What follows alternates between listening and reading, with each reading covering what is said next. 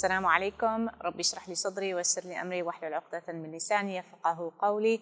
Ramadan Mubarak to everyone. Thank you to CIOGC for hosting this series. So my topic is going to be about volunteering, whether in Ramadan or outside of Ramadan, but especially in Ramadan. And so when some Muslims try to explain Ramadan and fasting to people of different faiths, I oftentimes hear them say that fasting is to help us empathize with the poor and hungry. And although that is one of the many lofty byproducts of fasting, we have to be careful when we say that, because we know Allah subhanahu wa ta'ala has told us in Surah Al-Baqarah the reason why we fast, when He says, أعوذ بالله من الشيطان الرجيم بسم الله الرحمن الرحيم يا أيها الذين آمنوا كتب عليكم الصيام كما كتب على الذين من قبلكم لعلكم تتقون.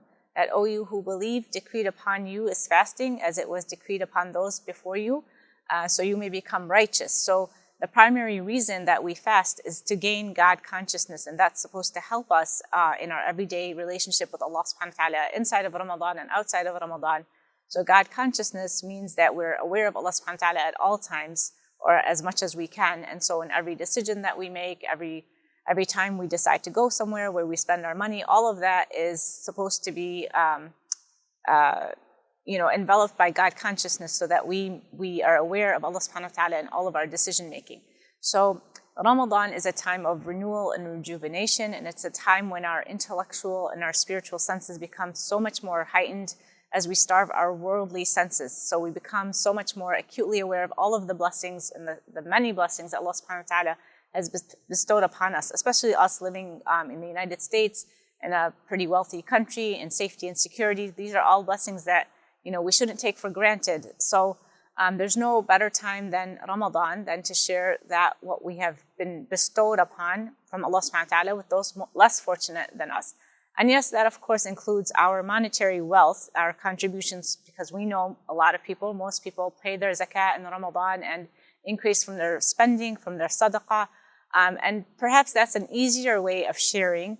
But I want to talk about maybe a little bit a more difficult way of sharing of yourself and sharing of your time and your being.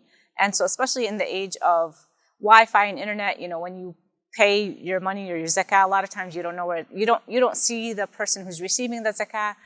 You send it to your masjid or an organization that's collecting the money. So you don't have that connection with the person. But when you volunteer in the way that I'm speaking about, it's more of a human to human connection. So that can be in volunteering in a homeless shelter, at a hospital, in a nursing home, or if you're feeling super courageous, you can go to a refugee camp, and there's tons of them around the world. Having had those experiences myself, I cannot underestimate to you the amount of barakah or the blessing that type of work can bring to your life and your mental well-being. One of the first and most profound hadith that I always go back to when I do this type of service work, that I feel like is so profound in this arena of volunteerism and dedicating your time to actually be with another human being, is the hadith that Abu Hurairah reported on the authority of the Prophet Muhammad sallallahu alaihi wasallam, who said, Allah Almighty will say on the day of judgment, O son of Adam, I was sick, but you did not visit me. He will say, my Lord, how can I visit you when you are the Lord of the worlds? And Allah subhanahu wa ta'ala will say, did you not know that my servant so-and-so was sick and you did not visit him? And had you visited him, you would have found me with him. O son of Adam, I asked you for food, but you did not feed me. He will say, my Lord, how can I feed you when you are the Lord of the worlds? And Allah subhanahu wa ta'ala say, did you not know that my servant so-and-so asked you for food, but you did not feed him? And had you fed him, you would have found me with him. O son of Adam, I asked you for drink, but you did not provide for me. He will say, my Lord, how can I give you drink when you are the Lord of the worlds? And Allah subhanahu wa ta'ala will say, my servant so-and-so asked you for a drink, but you did not provide for him. And had you given it to him, you would have found me with him. And that's the end of the hadith. And I just find this hadith so strong, because this is the only hadith that I know of where Allah subhanahu wa ta'ala says, you would have found me. You would have found me, him, Allah subhanahu wa ta'ala. Perhaps that's why feeding the poor and giving them something to drink yourself, or taking care of someone ill is probably one of the greatest spiritual experiences one can ever encounter. Because according to this hadith, you will literally find Allah subhanahu wa ta'ala there. And, there are ahadith about places where we should travel for pilgrimages and where the salah counts more. But in none of those ahadith does Allah subhanahu wa ta'ala say, you will find me there. So we know that Allah subhanahu wa ta'ala is everywhere. We don't have to go to a particular location to pray. We can pray wherever we are. We can communicate with Allah subhanahu wa ta'ala wherever we are. We can make dua wherever we are. And we know Allah subhanahu wa ta'ala is closer to us than our jugular vein, as He says in Surah Qaf, that وَنَحْنُ أَقْرَبُ إِلَيْهِ مِنْ حَبْلِ الْوَرِيدِ, that we are closer to the servant than the jugular vein, which is right here. It's one of the closest things to a human being. But there's no other place where Allah subhanahu wa ta'ala talks about finding Him except in these circumstances in this hadith that I just mentioned. So people go to Hajj or they can go to Jerusalem, and we know that the Prophet ﷺ told us that the prayers there are worth more than any other place, and that these are the only places where a sacred journey is made to either the Haram in Mecca or the Masjid al-Nabawi or Masjid al-Aqsa. But even those places, it doesn't say that you will find Allah there like in this hadith. So what I find so fascinating is that Allah, this hadith Qudsi. Hadith Qudsi is when the Prophet ﷺ tells us what Allah said, but it's not Quran.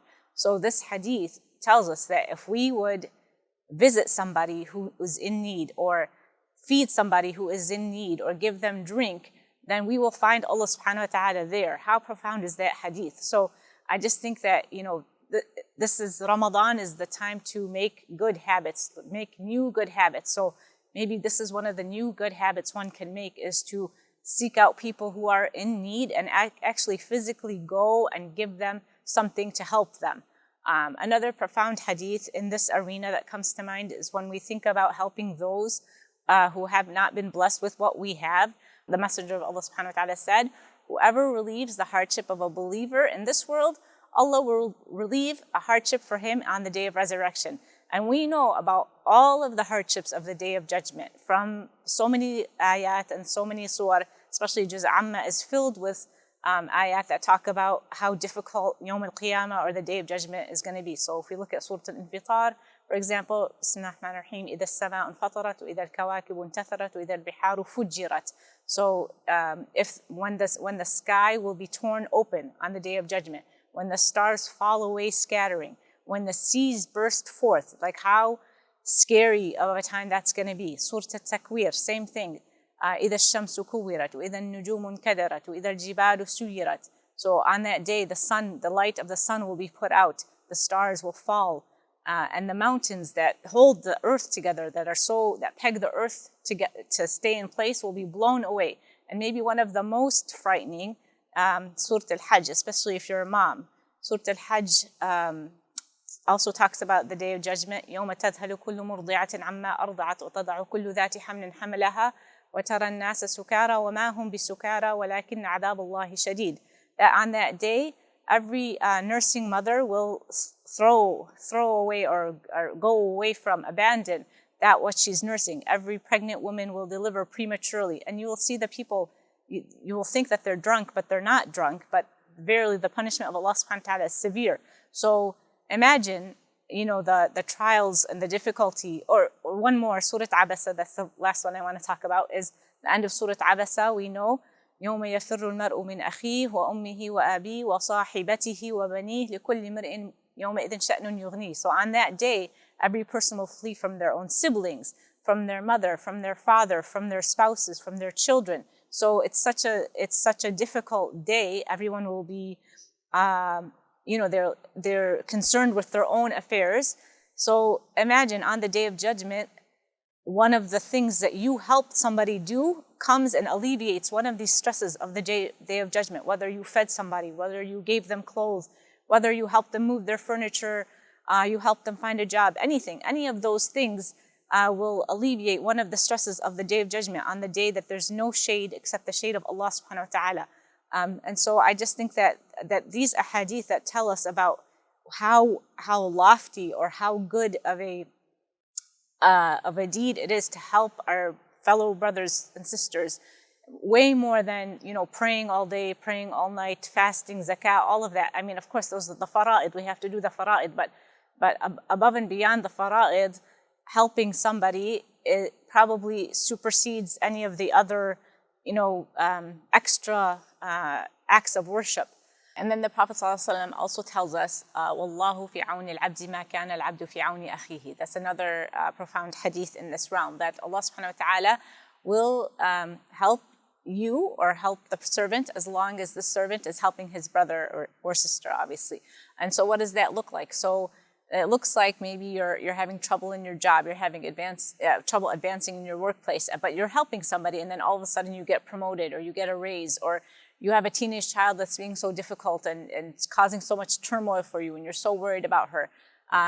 But you choose to maybe help somebody in their life, and then your child turns her life around. She starts focusing on her studies. She starts hanging out with the right crowd, not the crowd that you're worried about. So these are all things these are the blessings that you see in your life from helping other people, and Allah subhanahu wa ta'ala will open doors for you. So there's so many avenues where we can get involved in this type of work. And, as we all know, about 4 to 5 weeks ago, a massive earthquake hit the region of southern Turkey and northern Syria. And Allah subhanahu wa ta'ala, He's going to ask us. He's going to say, I showed you on TV or on the internet or wherever you got your news, I showed you crumbling buildings. I showed you people pulling out their relatives from the rubble. I showed you these people who, especially the Syrians in this region, these people have been suffering from war for the last 12 years. Some of them have been displaced over 20 times. So that means not living in the same place for 1 year in the last 12 years.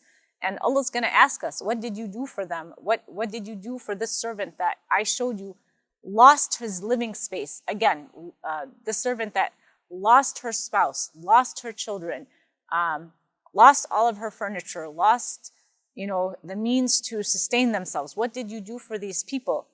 Allah subhanahu wa ta'ala is going to ask us. And so there's a lot of avenues. There's a lot of Syrian refugees in Chicago.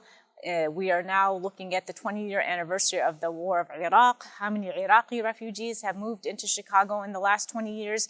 There's refugees from Afghanistan. There's refugees from all over the world here in the city. You don't have to go far. You don't have to go to a refugee camp to help somebody who's in dire needs. You can if you want to, but you don't have to. But the point is that these day-to-day experiences that we have helping other people really are lofty types of worship. So these types of acts of worship are more lofty in the scales than your extra sunan or fasting nawafil. These acts of worship where we are helping other people really tip the scales. So the last hadith I just want to mention in this realm is this one, where the Prophet ﷺ says, the most beloved of people to Allah are those who are most beneficial to others. And the most beloved of deeds to Allah is happiness that you bring to a fellow Muslim, or relieve him of distress, or pay off his debt, or expel from him hunger.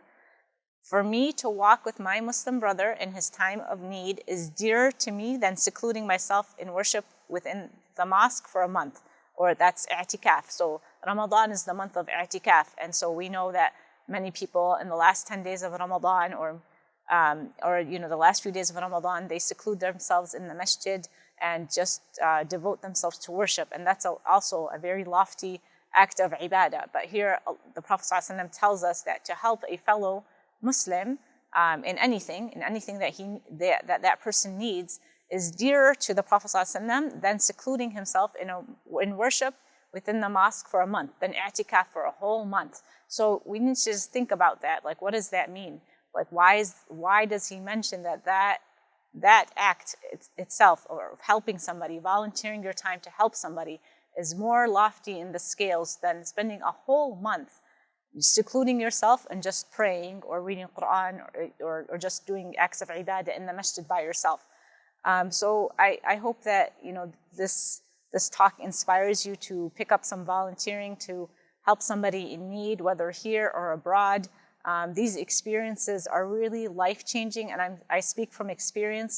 I've been to the Hajj, I've done spiritual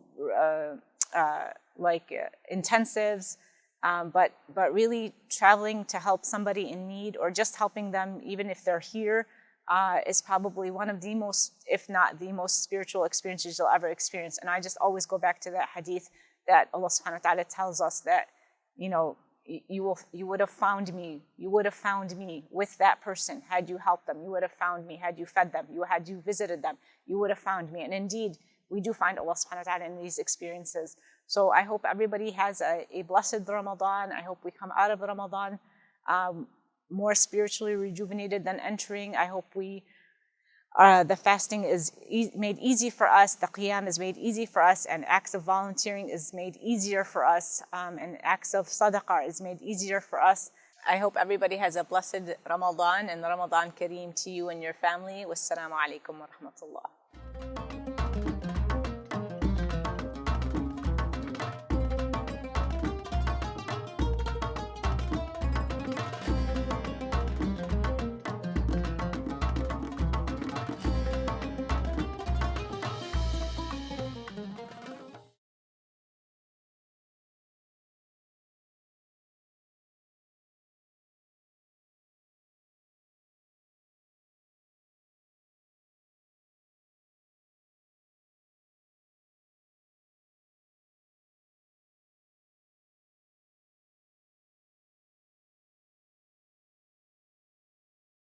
And أقول قولي هذا واستغفر الله لي ولكم فاستغفروه يا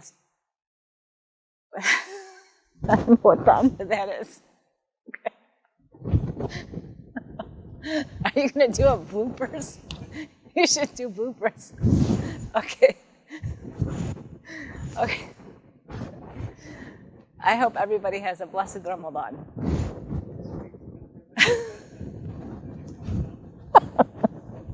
My God. You should send this to my cousin Suzanne.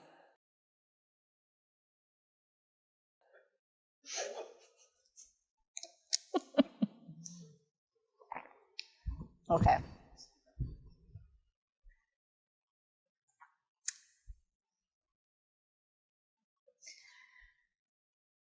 I hope everybody has a blessed Ramadan, and Ramadan Kareem to you and your family.